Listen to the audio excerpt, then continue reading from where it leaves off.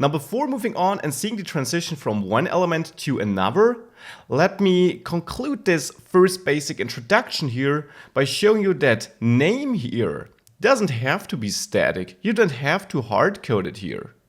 Indeed, let me add a line break here and add a select up here, the select control.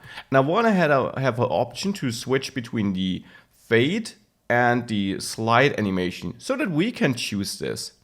Now we already learned how to get this value with vModel, and I want to bind it to a property here, which I will name alert animation. Now alert animation by default here shall be, let's say, fade.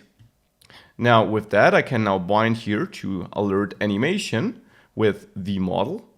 And this will set this depending on what I choose here in my dropdown. For this to work though, I will need to set up my values here. So to fade and to slide, these will be the values this property then takes in the end.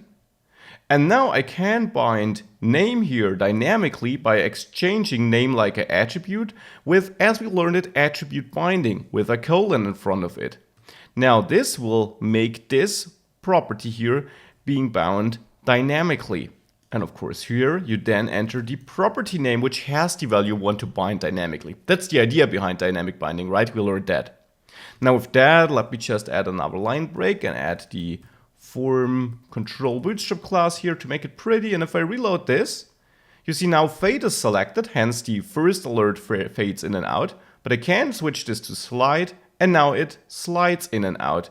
Though we see the issue here we fixed before by specifying what should toggle the way this transition works. So the type here is set to animation down there for the one slide animation. Well, we don't set it here when we dynamically set this to slide. So we could also set type dynamically therefore with type. You can bind all attributes like this in the end.